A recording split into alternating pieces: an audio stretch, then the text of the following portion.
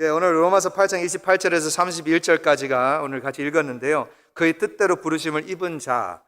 설교가 조금 길어서 조금 빨리 말씀을 드리겠습니다. 벌써 이미 또 빠른데 그래서 죄송합니다. 로마서의 저자는 누구죠? 사도 바울입니다. 하나님이 사도 바울을 어떻게 사용하셨는지 생각해 보시면, 또는 어떻게 하나님이 바울을 부르셨는지 그의 삶과 삶의 목적을 우리가 생각해 보면 참 놀랍습니다. 놀랍고 또 참 난처했습니다. 영어로는 baffling해요. 난처했다. 사도 바울은 기독교인들을 핍박하기를 위해 그 다메섹으로 가다가, 그죠? 다메섹으로 가다가 부활하신 예수님을 그 길에서 만나게 되었습니다. 아주 강하게 만났죠. 아주 강하게 만났습니다. 예수님을 만나고 나서 바울의 삶은 혼란스러워졌습니다. 네. 예수님을 만나고 나서 삶이 케아틱해졌어요. 사도행전이나 사도 바울이 쓴 서신들, 편지들을 한번 읽어보시면 사도 바울은 예수님을 만나고 나서 편리한 삶을 살지 않았습니다. 못했습니다. 정신이 없었습니다. 정신 나간 사람처럼 뛰어다니면서 사역을 했습니다. 사도 바울은 크게 3번, 우리가 다 아는 것처럼 선교 여행을 하셨습니다. 선교하러 갈 때마다 당연히 예수님의 그 복음을 전하러 갔었고, 그리고 교회들을 이제 다양한 곳에다가 가는 곳에다마다 개척하시고 교회들을 세우셨습니다. 그 3번의 그 선교 여행들을 통해 많은 어려움을 겪으셨습니다. 많은 어려움들. 사도 바울이 직접 자기 말로 말을 하는데요. 고린도후서 11장의 말씀에 24절에서 28절까지의 그 말씀이 나옵니다. 이렇게 나옵니다. 3번 태장으로 맞고, 1번 돌로 맞고, 3번 파선하고, 일주야로 깊은 바다에서 지냈으며, 여러 번 여행하면서 강의 위험과 강도의 위험과 동족의 위험과 이방인의 위험과 시내의 위험과 광야의 위험과 바다의 위험과 거짓 형제 중에 위험을 당하고, 또 수고하며 애쓰고 여러 번 자지 못하고 줄이며 목마르고 여러 번 굶고 춥고 헐벗었노라. 이외의 일은 고사하고 아직도 날마다 내 속에 눌리는 일이 있으니 곧 모든 교회를 위하여 염려하는 것이라. 사도 바울은 예수님을 만나고 나서 핍박을 받았고 비난도 받았습니다. 버림을 받았고 또 조롱과 고난을 받았습니다. 사도 바울은 사실은 외로운 사람이었습니다. 예수님을 만나면 평화와 안정감을 누릴 줄 알았는데 사도 바울은 어려움을 많이 겪었습니다. 예수님 만나고 나서. 사도 바울을 부르셨던 그 예수님이 오늘날도 그 예수님이 우리를 부르시는 줄 믿습니다. 그 예수님이, 우리 예수님은 변하지 않습니다. 우리 예수님은 어제나 오늘이나 내일이나 영원토록 변하지 않는 하나님이십니다. 그렇죠? 사도 바울은 그 많은 선교 사역을 하시다가 우리가 다 아는 것처럼 로마로 이제 가게 되었습니다. 그러나 로마로 가는데 학자로 가는 것이 아니라 범죄자로, slave로 또는 prisoner로 로마로 가게 됩니다. 그렇죠? respect, 인정받는 사람이 아니라 reject, 버림받은 사람으로 로마로 갑니다.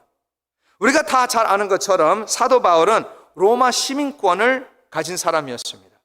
사도 바울은 최고의 그 스승 가말리엘이라는 그 스승, 대학자의 제자였습니다. 누군가가 이 타락한 세상을 변화시킬 수 있다면 아마 사도 바울이 제일 competent, 제일 능력을 가진 사람이라고 생각할 겁니다. 그래서 그 위대한 로마인들, 똑똑한 헬라 철학자들, 그리고 그 인텔리들을 대적하려면 사도 바울은 그러면 금으로 만든 경마차나 그런 거를 태워서 보내야죠. 사도 바울은 많은 제자들이 뒤에 따라오면서 그 모습으로 로마로 가야죠. 사도 바울은 그 왕의 그 식탁에 같이 왕과 함께 앉으면서 그 엘리트들하고 논쟁을 하면서 대화를 나눴어야 하는데, 그러나 하나님은 그렇게 하지 않았습니다. 그렇게 하지 않았어요. 그 방법으로 하시지 않았어요. 우리는 그렇게 생각할 건데, 하나님은 이 세상을 변화시키기를 위해 사도 바울을 수갑찬 모습으로 묶인 상태로 로마로 보냅니다. 이것이 난처하다고 제가 말씀을 드린 겁니다. 말도 안 되잖아요, 사실. 지금 사도 바울은 연금 또는 자택 감금, house arrest 지금 되어 있는 상태예요. 로마 가면서. 아니, 누가 범죄자의 말을 듣겠어요? 누가? 여러분은 범죄자의 말을 들어요? 누가 감옥에 있는 사람의 말을 들어주냐고요. 그런데 참 놀라운 것은요, 우리 하나님은 아주 자주 아무것도 없는데, 내가 자격도 안 되는데 큰 일을 맡길 때가 있습니다. 아멘? 그렇죠? 우리는 자격이 없는데 큰 일을 맡겨요. 불가능한 상황에 뛰어 들어가게 할 때 너무나 많습니다, 하나님이. 그런데 그 상황에, 그 말도 안 되는 상황에 내가 누구인지를 모르고 내가 무엇을 갖고 있는지를 모르면 You are in big trouble입니다. 영어로 말했는데 큰 문제가 될 것입니다. 내가 누구인지 모르고 내가 무엇을 갖고 있는지를 모르면 큰 트러블이 생길 것입니다. 내가 누구인지를 정확히 모르면, 내가 무엇을 갖고 있는지를 정확히 모르면, 그러면 내가 보이는 것에 집중하게 될 수밖에 없습니다. 보이는 것에 집중하게 되죠. 보이는 것은 뭐가 있냐면요, 수갑밖에 안 보일 겁니다. 우리의 삶에 수갑밖에 안 보입니다. 보이는 것은 감옥벽일 것입니다. 우리가 쳐다보면 내 상황이 나를 판단할 겁니다. 내 상황이 나를 정의하게 됩니다. 내 상황이 나를 정죄하게 됩니다. 나를 못 가게 하는 것들만 보이잖아요. 못 가게 하는 것들, 나를 못하게 하는 것들, 그러면 좌절할 수밖에 없습니다. 그러나 우리의 상황이, 우리의 환경이, 잘 들으세요, 우리의 상황이, 우리의 환경이 우리의 예정된 목적을 예측하지 않습니다. 나의 상황이 나의 목적을 정의할 수가 없습니다. 지금 현재 상황, 다시 말하면 내가 돈이 없어서 못 준다, 내가 차가 없어서 못 간다, 내가 시간이 없어서 못 한다. 그런데 하나님은 사도 바울을 체인스에서 change the world 하라고 말씀하십니다. 감옥에서 세상을 변화시키라고 하셨습니다. 말이 되나요? 말이 안 됩니다. 그러나 31절 말씀 보세요. 하나님이 우리를 위하시면 누가 우리를 대적하리요? 아멘이죠. 내가 누구인지, 내가 무엇을 갖고 있는지를 알고 있어야 합니다. 나의 상황 안에. 많은 부목사님들은요, 담임 목회로 나아가기 위해 리스트를 만듭니다. 물론 적어놓은 리스트도 있겠고 마음속에 리스트도 있겠죠. 어떻게 보면 조건들이죠. 리스트들이 조건이죠. 큰 교회 주십시오. 최소한 500명 되는 교회, 최소한. 당회에 장로님들이 많이 없는 교회, 잘 되는 교회, 건강한 교회, 평화로운 교회, 시스템이 잘 돌아가는 교회, 사례비 많이 주는 교회, 사택을 주는 교회, 다음 세대가 풍성한 교회, 다양한 것들을 원합니다, 목사님들이. 저도 이런 것들을 좋아하죠. 그러나 제 리스트는 뭐가 있었는지 아세요? 없었습니다. 리스트가 아예 없어요. 하나님이 가라면 가는 거죠. 하나님이 있으라면 있는 거고요. 제가 잘났다고 말하는 것이 아닙니다. 저는 예수님을 바울처럼 아주 진하게 만나서 그런 것 같습니다. 너무 강하게 만났어요, 예수님을. 제가 신대원을 다녔을 때요, 학비가 한 학기에 500만 원 이었던 것 같아요. 제 기억으로는 한 5,000불 달러로 말하면. 그런데 저는 그때 노숙자 쉼터에서 살았잖아요. 아시잖아요. 교회 사역을 해서 한 달에 얼마 받았냐면 40만 원 받았습니다. 한 달에 40만 원 받았어요. 계산해 보시면 아시잖아요. 제가 학비를 낼 수 있어요? 낼 수 있는 능력이 안 됩니다. 낼 수 있는 능력이 안 돼요. 그래서 많은 신학생들은 휴학을 하게 됩니다. 학교를 withdraw를 하죠. 잠시 쉬는 거죠. 그리고 한 학기 동안 withdraw 하고 나서 열심히 돈을 벌고 나서 다시 또 학비 내고 이제 다시 또 학교로 들어가서 공부를 열심히 하는 목사님들이 꽤 있었습니다. 얼마나 책임감이 센 목사님들이에요. 그렇죠? 얼마나 책임감이 센 목사님들. 그런데 저는 그들을 보면서 그리고 그들에게 비판했습니다. 손가락질을 비판했어요. 아니, 하나님이 너를 불렀으면 하나님이 책임지지 않을까? 하나님이 너를 불렀으면 하나님이 살아계시는 거 몰라? 안 믿어져? 그리고 나서 저 그렇게 큰 소리 외치고 하고 학비 낼 때쯤 되면요, 저도 마음이 벌렁벌렁거려요. 저도 걱정이 되니까. 그렇죠? 왜냐하면 우리 하나님은요 아주 정확하십니다. 다 아시죠? 나의 하나님, 여러분의 하나님이시잖아요. 항상 어떻게 해요? 마지막 시간에 항상 그러세요. 마감할 때쯤에 막판에 보내주십니다. 여러분 아시는 것처럼 한국의 통장 문화, 그러니까 이 은행에 통장을 넣으면 이제 내가 쓴 거 지지직 해가지고 나오잖아요, 통장이. 그러면 저는 돈이 없으니까 지지직 안 해요. 없어요. 그러니까 해도 소용없습니다. 근데 학비 낼 때쯤 되면 그래도 믿음으로 한번 가봅니다. 지지직 나옵니다. 참 놀랍습니다. 진짜예요. 누군가가 주는지도 누가 주는지도 몰라요. 그냥 무명으로 그냥 보내주셨습니다. 하나님이 보내주신 거죠. 그래서 성경이 말씀하잖아요. 무슨 말씀? 의인은 보이는 눈으로 사는 것이 아니라 어떻게 해요? 믿음으로 사는 줄 믿습니다. 믿음으로 살아야 돼요. 누구를? 하나님을 믿는 거. 하나님이 살아계시는 줄 믿습니다. 하나님 살아계십니다. 그래서 우리는 기술이 없어도, 돈이 없어도, 시간이 없어도, 자격이 없어도, 환경이 안 좋아도, 상황이 안 맞아도 하나님이 부르시면 가는 줄 믿습니다. 하는 줄 믿습니다. 해낼 수 있습니다. 네, 가면 돼요. 왜요? 하나님이 부르셨습니다. 그래서 우리가 꼭 기억해야 되는 것은 내가 누구인가? 그리고 내가 무엇을 갖고 있는지를 꼭 알아야 합니다. 모르면 완전히 헤맵니다. 왜냐하면 우리의 사역은 복음을 선포하는 것입니다. 그게 우리의 사역이에요. 모든 자, 목사님들이 아니고 전도자들이 아니고 모든 하나님 믿는 사람들. 우리의 사역은 그리스도 안에 그 자유를 외치는 거예요. 우리가 자유 안에 사는 것을 다른 사람들에게 알려드리는 겁니다. 이 그리스도 안에 이 자유를, 그렇죠? 어디서 이걸 외쳐요? 감옥에서. 우리가 감옥에서 외치는 거예요. 수갑찬 모습으로 그 상태로 자유를 외칩니다. 우리가. 참 놀라운 말씀이죠. 하나님, 그리스도 안에 그 자유를 외쳐야 하는데 저는 자유롭지 않습니다 하는 사람들 있을 거예요. 하나님, 이 사역을 해야 하는데 돈이 하나도 없습니다.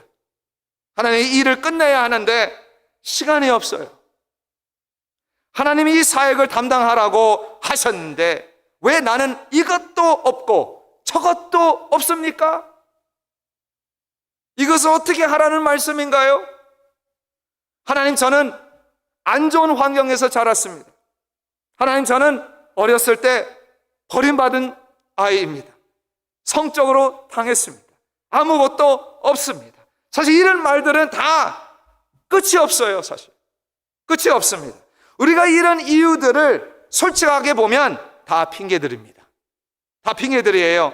어떻게 보면 불평하는 거예요. 자기 삶에 대해서. 그러나 하나님을 믿는 사람들은, 하나님 믿죠? 아멘.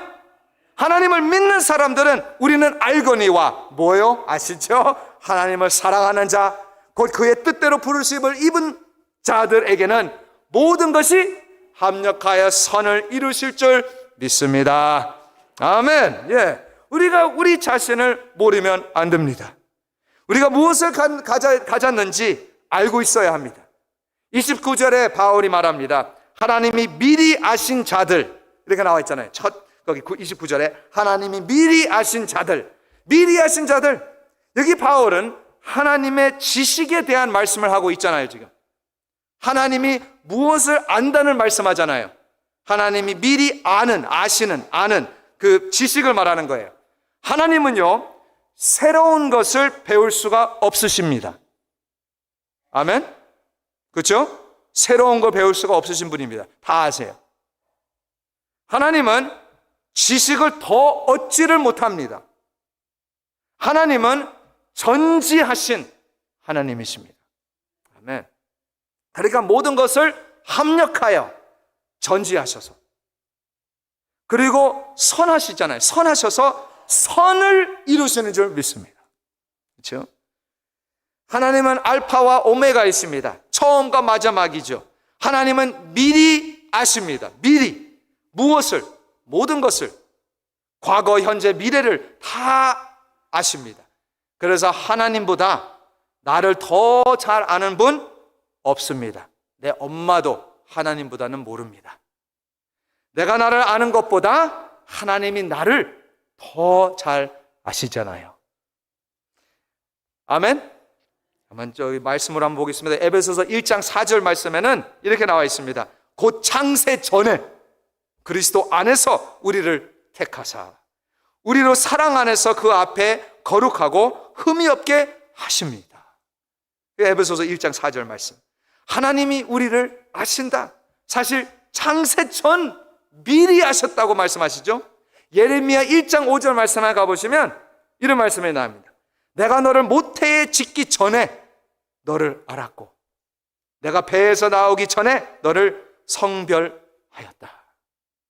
그리고 시편 하나 더 139편, 이거는 읽지는 않지만 13절에서 16절까지의 말씀 또 가보시면 비슷한 말씀이 조금 더 구체적으로 나오고 있습니다. 다시 말하면 하나님은 우리를 너무나 잘 아십니다. 너무나 잘 아세요. 그런데요, 우리도 하나님을 압니다. 우리도요, 아기가 뱃속에서 있으면서 자랄 때 뱃속에서 엄마 아빠의 음성을 알아요, 몰라요? 알잖아요. 압니다. 그러니까 배에서 이 아이가 태어나오면 아기는 이미 엄마 아빠 목소리를 알고 나옵니다. 그렇죠? 맞죠? 요한복음 10장 27절 말씀 가보시면 예수님께서 말씀하십니다. 내 양은 내 음성을 들으며 나는 그들을 알며 그들은 나를 따르느니라. 말씀하세요. 요한복음 10장 또 4절과 5절 말씀에 바로 그 전 말씀드린데 보시면 자기 양을 다 내놓은 후에 앞서가면 양들이 그의 음성을 아는 고로 따라오되 타인의 음성은 알지 못하는 고로 타인을 따르지 아니하고 도리어 도망하느니라. 우리는 예수님의 그 목소리를 아는 하나님의 자녀들입니다. 그런데요, 하나님이 우리를 부르시면, 하나님이 우리를 컬링하시면 우리의 삶은 제가 조금 아까 말씀드린 것처럼 갑자기 어려워질 겁니다. 당연한 말입니다. 당연히 힘들어지죠. 아닌가요? 당연히 힘들어지죠. 하나님이 우리를 부르시면 우리가 전에 즐긴 것들이 더 이상 즐겁지 않습니다. 즐거움을 줄 수가 없습니다. 하나님이 우리를 부르시면 우리가 전에 만족했던 것들이 더 이상 만족을 주지 못합니다. 그러니까 하나님이 우리를 부르시면 우리의 삶에 갑자기 방해가 되고 피해를 주잖아요. 하나님의 컬링이. 하나님의 컬링은 우리의 삶에 안정감이 아니라 disruption을 줍니다. 우리가 계획을 다 세웠는데 하나님이 불렀어요. 우리가 스케줄을 다 잡아놨는데 하나님이 불렀어요. 갑자기 하나님이 부르시면 다 내려놓고 가야 되잖아요. 저도 저는 엔지니어링 공부를 했는데 지금 엔지니어링입니까? 목사가 되었잖아요. 내 양은 내 음성을 들으며 나는 그들을 알며 그들은 나를 따를 것이다. 우리 예수님은 자기 양만 부르십니다. 자기 양만 부르십니다. 자기 양이 아니면 안 부르시죠. 가만히 놔두십니다. 그러니까 하나님이 나를 부르면 내가 누구인지 알게 됩니다. 아멘? 나를 부를 때 이해하셨는지 모르겠어요. 하나님이 부르시면 내가 누구인지 확실히 알게 됩니다. 옛 사람이 아니라 새 것이 되었도다. 내가 누구인지 알게 됩니다. 오늘 말씀 29절과 30절 말씀을 보시면 하나님이 미리 아신 자들을 또한 그 아들의 형상을 본받게 하기 위하여 미리 정하셨으니 이는 그로 많은 형제 중에서 맏아들이 되게 하려 하심이니라. 또 미리 정하신 그들을 또한 부르시고 부르신 그들을 또한 의롭다 하시고 그들은 또 영화롭게 하셨느니라. 이것은 다 아시는 것처럼 예정론을 말을 하고 있는 거잖아요. predestination, 예정론을 아주 힘들게 생각하시는 분들이 많이 있습니다. 예정론에 대해서. 그런데 아주 단순하게 말씀을 드린다면요, 예정론은 예를 들면 기상캐스터가, 그 weatherman이, 기상캐스터가 날씨를 말하는 것하고 비슷합니다. 캐스터 때문에 비가 오는 것은 아니잖아요. 그렇죠? 그러나 미리 아시는 하나님이 비가 올 줄 아시고 나를 위해 우산을 준비하십니다. 예정론. 이것이 example이에요. 다시 말하면 우리를 미리 아셔서 우리를 위해 미리 정하셨습니다. 준비하셨습니다. 이것이 예정론입니다. 29절 말씀 그대로 말씀드린 거예요. 제 말로 한 거지만 하나님은 우리를 미리 아시지만, 29절 말씀에 미리 아시지만 우리는 하나님을 모를 때가 더 많았었죠. 불러주실 때까지는 모르죠. 하나님은 우리를 미리 정하시지만 그것도 29절 말씀에 나오죠. 우리는 미리 정하신 것을 모르잖아요. 그러나 하나님이 우리를 부르시면 30절 말씀에 나오죠. 그때 알게 됩니다. 그때 이해가 되는 거예요. 내 삶에. 우리를 미리 아시고 그리고 우리를 미리 정하신 것은 다 영원한 곳에서, 영적인 세계에서 하나님이 하신 겁니다. 우리가 알 수가 없죠. 그런데 하나님이 우리를 부르실 때 다 알게 되잖아요. 이것을 또 예화로 말씀을 드린다면 요리사가 음식을 만들 때 손님 앞에서 요리하나요? 요즘에는 오픈 키친이라 해서 그렇지만, 그런데 팬시 식당에 가면 손님 앞에서 요리를 안 합니다. 다 그 영원한 주방에서 음식을 만들잖아요. 오케이? 그래서 요리사는 우리가 먹을 것을 미리 알고 미리 자료들을 정하고 준비하고 요리를 합니다. 그리고 그 음식을 손님한테 갖다 줄 때 바로 그때 손님이 요리사가 뭘 하고 있었는지 알게 됩니다. 저는 이것을 깨닫고 또 다시 하나님께 감사를 드렸습니다. 하나님이 나를 위해 그 영원한 주방에서 무엇을 하고 계셨는지, 어떤 요리를 하고 계셨는지 우리는 몰랐지만 하나님이 나를 부르셨을 때, 하나님이 나를 컬링을 하셨을 때 알게 되었습니다. 하나님이 뭘 알았어요? 하나님이 독생자 예수 그리스도와 그 영원한 그 언약을 맺으시고 나를 위해, 우리를 위해 이 타락한 땅으로 오셨잖아요. 그리고 우리의 죄 때문에 오셔서 그 십자가의 못으로 받고 죽으셨습니다. 그런데 3일 만에 그 무덤에서 부활하셨죠. 하나님이 나를 부르셨을 때 저를 컬링하셨을 때, 우리를 컬링하셨을 때 하나님이 어떤 요리를 하셨는지를 우리가 다 알게 되었습니다. 그 뭐예요? 그 생명의 떡 하나님께서 주셨습니다. 우리 영혼을 위한 그 생수도 하나님께서 주셨습니다. 그 하늘에서 내리는 그 만나를 하나님께서 이 죄인을 위해 보내주신 줄 믿습니다. 그것을 알게 됐잖아요.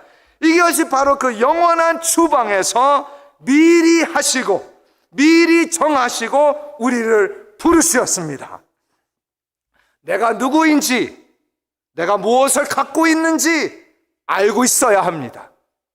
그러니까 우리가 하나님의 부르심을 받기 전에는 죄를 짓고 죄를 사랑하고 살아왔잖아요. 몰랐을 때는. 아무리 죄를 짓는데도 만족함이 없습니다. 아무리 이 남자 그 여자 만족함이 없습니다. 아무리 이 물건 저 물건 행복함이 없습니다. 하나님이 나를 얼마나 사랑하시는지를 모르니까, 몰라서 그렇게 살아왔잖아요. 딸이 아빠한테 사랑을 못 받은 딸은 다른 남자들한테 받으려고 하잖아요. 우리는 인정받고 싶어 합니다. 우리는 사랑을 받고 싶어 합니다.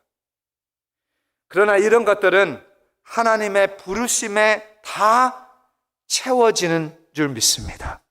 하나님이 우리 부르면 만족하잖아요. 하나님이 나를 부르시면 내가 누구인지 확실히 알게 됩니다.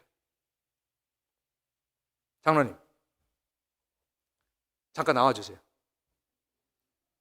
농담입니다. 장로님이 왜 나오려고 하셨어요? 난센스 질문이죠? 제가 불렀으니까. 아멘? 그런데 왜 다른 사람들은 반응이 없었나요? 불렀으니까. 아멘. 말이에요. 장로님만 불렀습니다. 장로님은 제 음성을 들으시고 답을 하신 겁니다. 그런데 장로님께서 모르시는 것이 있습니다. 뭐가 모를까?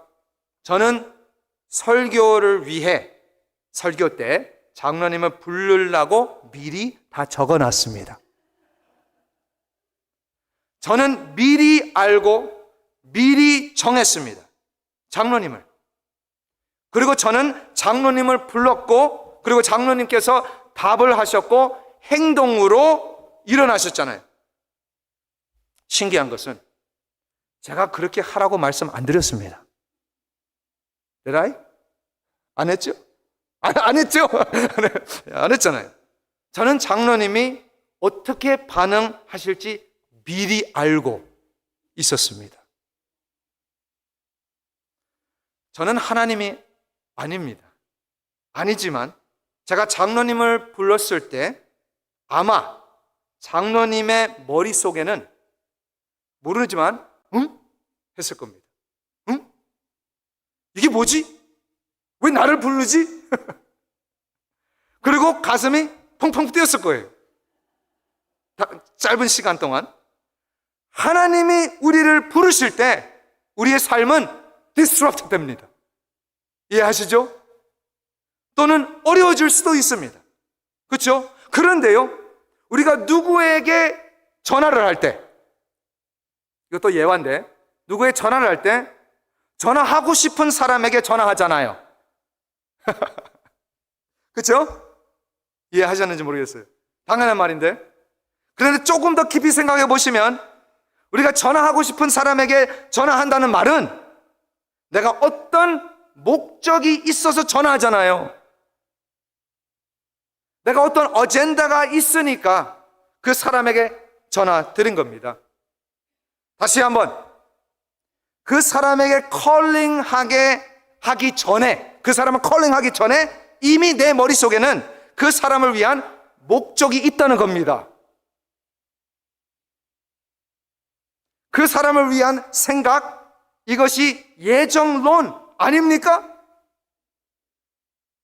하나님께서 우리를 미리 아시고 우리를 위해 시간과 장소를 정하시고 우리를 위해 한 사람 한 사람에게 역사, 이 인류의 역사 가운데 바로 그때에, 이때에 태어나게 하시고 우리의 모든 상황을, 모든 것을 합력하여 선을 이루실 줄 믿습니다. 우리는 실수가 아닙니다. 잘못된 실수가 아니에요. 하나님은 우리 모두에게 목적을 주셨습니다. 목적 갖고 부르셨습니다. 우리가 그 사명과 소명을 알게 되면, 우리의 컬링을 알게 되면 아무리 힘들어도 행복합니다. 아무리 말도 안 되는 상황이라도 만족해요. 바울이 바로 이 삶을 살았습니다. 아무리 힘들어도, 아무리 핍박을 받아도 상관없습니다. 오히려 더 자랑하면서 그 감옥에서 뭐 했죠? 사일러스하고 찬양을 부르잖아요. 그 감옥 안에서. 내가 누구인지 알아야 합니다. 나는 하나님의 아들입니다.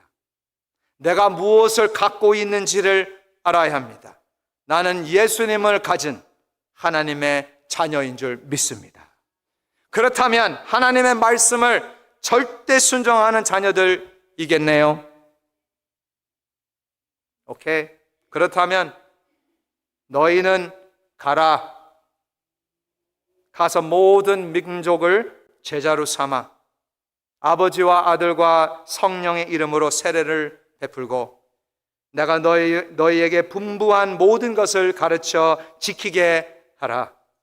볼지어다 내가 세상 끝날까지 너희와 항상 함께 있으리라 하시니라. 아멘.